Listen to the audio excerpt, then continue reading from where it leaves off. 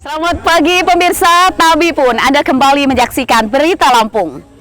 Sejumlah berita aktual dan juga informasi menarik telah kami suguhkan untuk Anda hari ini. Bersama saya Fitri Amalia, berikut Berita Lampung selengkapnya.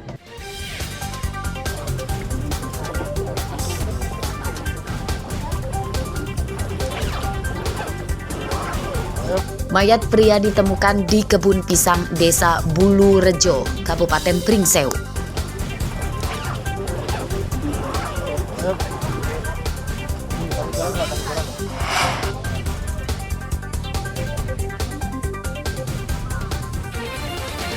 Penderitaan warga korban banjir Bandar Lampung, bantuan 1 nasi bungkus untuk 1 rumah.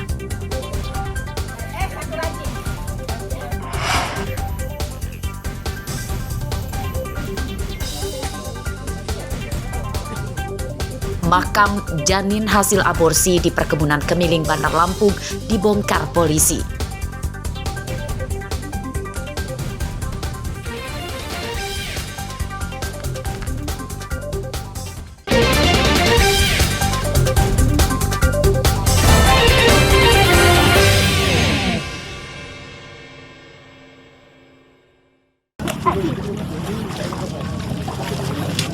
Mayat seorang pria ditemukan terdampar di kebun pisang yang terendam banjir di Desa Bulurejo, Kecamatan Gadingrejo, Pringsewu, Selasa sore. Penemuan mayat menggegerkan warga sekitar. Mayat ditemukan oleh 2 pemuda yang sedang mencari ikan. Warga tidak mengenali identitas korban dan diduga korban merupakan warga dari luar daerah. Tidak ditemukan adanya luka bekas kekerasan di tubuh korban. Warga menduga mayat tersebut merupakan korban banjir yang terbawa arus.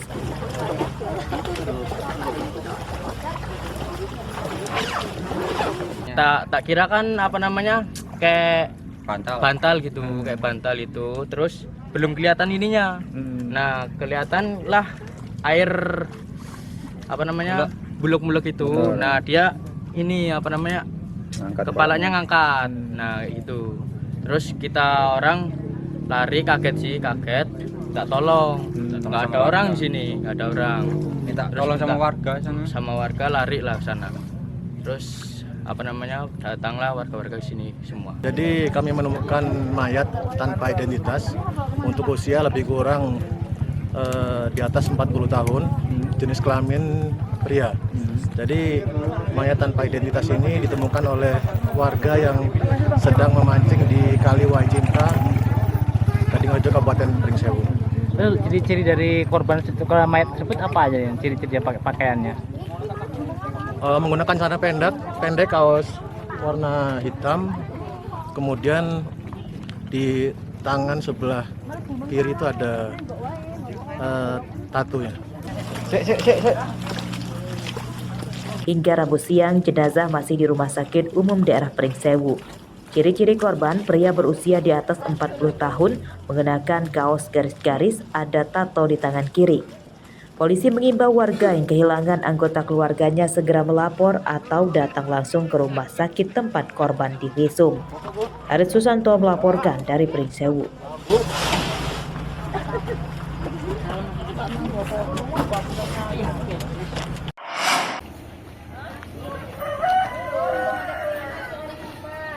Banjir di Bandar Lampung sudah surut, namun penderitaan para korban belum berakhir akibat minim bantuan dari pemerintah Bandar Lampung dan Provinsi Lampung. Di antaranya dialami warga korban banjir di Kelurahan Pesawahan, Kecamatan Teluk Betung Selatan. Warga menyatakan bantuan makanan ada sejak awal banjir lalu, namun untuk 1 rumah hanya mendapatkan 1 nasi bungkus. Tentu hal tersebut tidak cukup karena rata-rata 1 rumah setidaknya ada 3 orang. Bu Rita, saat ini yang dibutuhin apa Bu Rita? Ya semuanya, sembako, semuanya Pak kalau bisa Pak. Ya. Kalau selama ini belum ada bantuan Bu? Belum. Pertama kejadian Pak cuma nasi bungkus, bukan nasi bungkus loh, nasi uduk. Cuma dapat 1 bungkus. Belum merata ya itu, Bu ya bantuannya ya? Bukan belum merata, bukan belum merata karena di sini semua. Nah, belum sama sekali. Nasi orang sini udah berapa kali nasi kotak, segala macam kita orang nggak pernah dapat apa-apa. Pada Selasa sore, Wakil Menteri Sosial Agus Jabo mengunjungi sejumlah kelurahan yang terdampak banjir. Wakil Menteri Sosial menyatakan memberikan uang santunan sebesar 15 juta bagi keluarga korban tewas akibat banjir. Selain itu, Kementerian Sosial juga membawa bantuan sembako bagi para korban banjir. Bandar Lampung kita sudah secara simbolis memberikan tali asih, masing-masing ahli waris mendapatkan 15 juta. Ya, Pak. Jadi hari ini kita juga membagikan sembako di sekitar lokasi yang terdampak bencana banjir. Ya, ini ada Pak. Banjir bandang di Bandar Lampung pada Jumat lalu menyebabkan lebih dari 14.000 rumah terdampak dan 2 orang tewas. Banjir bandang di Bandar Lampung pada Jumat lalu menyebabkan lebih dari 14.000 rumah terdampak dan 2 orang tewas. Ekonomi warga korban banjir kini lumpuh sebab banyak peralatan kerja dan harta benda mereka yang rusak hingga hilang akibat banjir bandang. Mereka kini sangat mengharapkan bantuan dari pemerintah, terutama makanan, pakaian, selimut hingga obat-obatan. Arsadi Saputra melaporkan dari Bandar Lampung.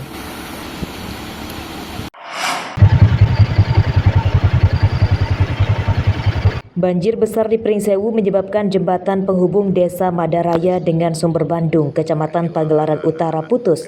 Jembatan gantung yang terbuat dari kayu sepanjang 50 meter itu kini tidak terlihat lagi akibat jatuh ke sungai dan hilang terbawa arus.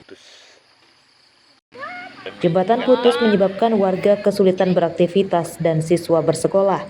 Para siswa terpaksa naik perahu rakit menyeberang sungai saat berangkat dan pulang sekolah. Mereka tetap memilih jalur ini sebab jika lewat jalur lain jaraknya lebih jauh dan jalannya juga rusak. Anak sekolah yang mau ke gunung repot. Anak sekolah tiap hari. Bantu pemerintahnya bagaimana? Dekat di sini ialah satu-satunya ialah rakit. Minta tolong ya bagaimana solusinya lah. Anak sekolah kasihan tiap pagi tiap siang mau nyeberang. Sebelum putus, kondisi jembatan sebenarnya sudah rusak dan rawan ambruk. Pemerintah Desa Madaraya menyatakan telah berkali-kali meminta bantuan perbaikan dan penggantian jembatan beton ke Pemda Pringsewu, namun belum direalisasikan. Yang apalagi yang tahun-tahun kemarin itu jembatan gantungnya jebol, dan sekarang akses menuju antara Pekon Sumber Bandung dan Madaraya, Dusun Madaraya dan Dusun Sukajadi, yaitu aksesnya itu pakai raket. Anak-anak sekolah juga sering pakai raket, sangat berbahaya. Kami berharap pada pemerintahan Kabupaten Pringsewu berharap bahwa kami sering setiap tahun mengusulkan bahwa secepatnya itu jembatan gantung itu direalisasi. Kami berharap kepada masyarakat khusus Madaraya dan Sumber Bandung yaitu waspada terkait curah hujan yang sangat tinggi bulan-bulan ini. Mudah-mudahan apa yang kami harapkan yaitu cepat realisasi pembangunan jembatan gantung. Aktivitas warga, siswa kini nyaris lumpuh akibat jembatan putus tersebut. Pemerintah daerah Pringsewu dan pemerintah Provinsi Lampung didesak segera membangun jembatan beton sebagai pengganti jembatan yang putus itu. Aris Susanto melaporkan dari Pringsewu. Sekolah, mau berangkat sekolah.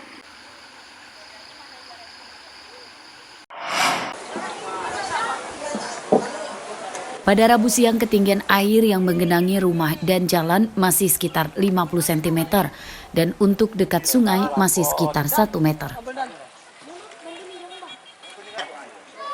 Sebagian warga kini memilih tinggal di rumah. Mereka belum bisa beraktivitas menggunakan motor dan mobil. Sebagai penggantinya, mereka menggunakan perahu, sampan, dan rakit untuk beraktivitas. Di sini bikin rata-rata ya bisa mencapai 80 sampai 1 meter. Ada yang karena kan datarannya nggak sama. Ada yang mungkin 50-60, tapi kalau daerah belakang sana itu kemarin saya ninjau ada yang 1 meter lebih. Mas kali ini Mas. Ya, pastinya kalau masyarakat sini kemarin udah menyampaikan ke wilayah aparatur kampung, pemerintah kampung itu yang jelas itu sandang pangan ya, mungkin obat-obatan itu karena banyak anak-anak yang ini panas juga, ada masyarakat yang gatal-gatal juga kan gitu. Jadi intinya di sandang pangan itulah, sandang pangan, obat-obatan yang paling kita butuhkan saat ini. Bantuan bagi korban banjir kini terus mengalir, baik dari pemerintah dan swasta. Sejumlah relawan bahkan membangun dapur umum dan membagikan makanan kepada warga korban banjir yang diantarkan dengan perahu. Melalui dapur umum kita yang kita dirikan Muhammadiyah Wai Bungur mampu mengcover 1.500 nasi bungkus untuk diberikan kepada korban banjir per hari. Ya, mudah-mudahan untuk pembersihannya juga terus berjalan. Kesehatan, Pak? Untuk pelaksanaan kesehatan, tim pelayanan kesehatan Posko Muhammadiyah bergerak sweeping ke masyarakat untuk mendeteksi tentang kesehatan masyarakat yang terdampak banjir. Banjir di Desa Tanjung Tirto terjadi sejak hari Jumat lalu. Banjir disebabkan meluapnya sungai besar di daerah ini, yakni Sungai Batanghari dan Wai Bungur yang tidak mampu menampung air hujan yang masih rutin terjadi. Warga berharap Pemda Lampung Timur segera mencari solusi supaya banjir cepat surut. Asep Saifullah melaporkan dari Lampung Timur.